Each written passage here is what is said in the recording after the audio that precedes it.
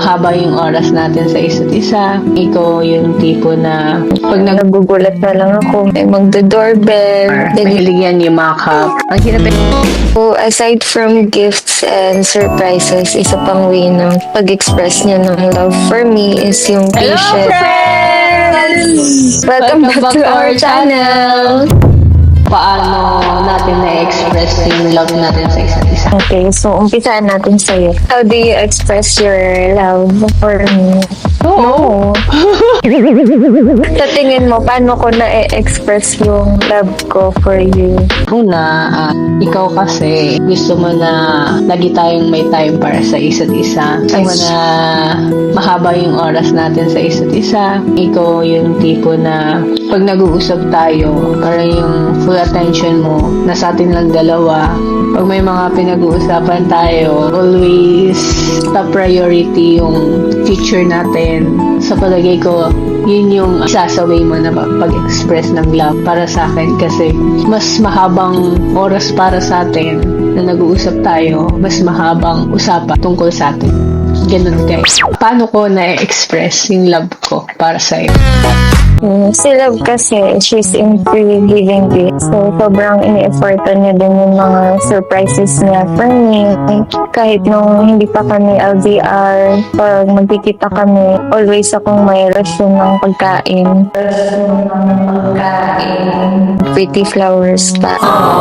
Tapos even when we are in LDR na, she remained consistent. Nagugulat na lang ako. May magdo-doorbell, delivery daw for me, bouquet of flowers, 사랑해요. chocolate, fresh, my favorite Philippine snacks, gamot, kasi mas takot pa siyang magkasakit ako. Tapos naalala ko yung heat tech nung winter kasi alam niya na di ako bibili ng bago hanggat di nasisira. Pero yung pinaka nakakakilig for me is yung mga letters.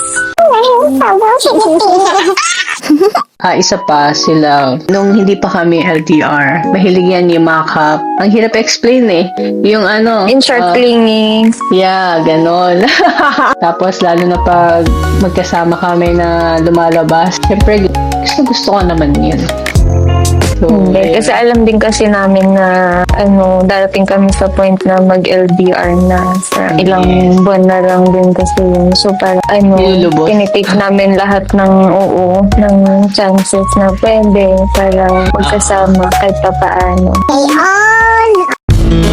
So, aside from gifts and surprises, isa pang way ng pag-express niya ng love for me is yung patience and yung pagiging gentle niya towards me, lalo pag tinutopak ako.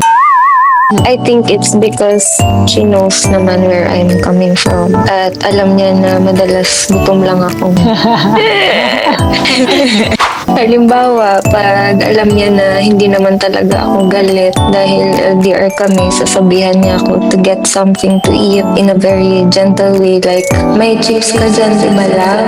May pagkain ka dyan, kuha ka food, tapos kape tayo, sabayan kita, tapos ako magmabaylo ako. Then, okay na. Like, bebe lang ako, gano'n. si love kasi, nung hindi pa tayo dumadating sa ganito na LDR. Kahit pala nasa LDR tayo, di ba? Nung munta tayong Osaka, house material yan siya talaga. House material. What? Aasikasin ka niya, pagkahandaan ka po ng food, malaluto pa yan, champurado yung sarap. Tapos, naalala ko pa nung hindi pa kami LDR, pinakaunang experience ko na ginawa niya talaga is yung hindi ko napansin yung shoelace ko na tanggal. Tapos, sila nakapansin. Hindi ko alam kung anong gagawin ko kasi tinatay niya na yung shoelace. Nahihiya ako kasi pa lang tayo ng labi. Bago pa lang tayo na, diba? Sila, housewife material yan. Housewife material. Sabi mo na lang, wife material. Housewife naman. Nire-review mo na gusto mo akong gawing housewife. Sige. Gusto ko nga maging career woman. Sige, mali pala, sorry. Love edit mo yun wife material. Perfect! Dumadating yung times na pinanghihinaan ako. Tapos, ikaw, hotdog ka. Kasi pag may mga ganong times, palagi nang sinasabi na andito lang ako palagi para sa atin. Magkakampi tayo. Ayun lang, parang binibigyan niya ako palagi ng assurance na kayang-kaya naming dalawa. もちろんです。 Yan si Love. Siya yung nagbibigay sa akin ng encouragement to do my best. She's doing her best sa lahat ng ginagawa. So, makakawa ka. Siya yung nagbibigay sa akin ng courage. Fearless pagkasama siya. So, lumalakas yung loob ko. Nabibigyan niya ako ng courage to do things. Sa sarili niya, minsan di siya nang bibili ng ganito, pero bibilhan niya ako ng may mga gift siya binibigay. Every little thing counts. Always choose to express your love towards your partner in every possible way or in every, kahit gaano pa yan kaliit sa tingin mo. It feels good din kasi when you express your love. Kasi sa pag-express ng love natin, minsan kasi kung ano talaga yung kailangan niya, kung ano yung mafe-feel niya na mahal ko talaga siya. Kasi importante din yun na hindi lang sa way natin na-express. Sometimes sa paraang ano ang kailangan niya, kung ano yung gusto niya.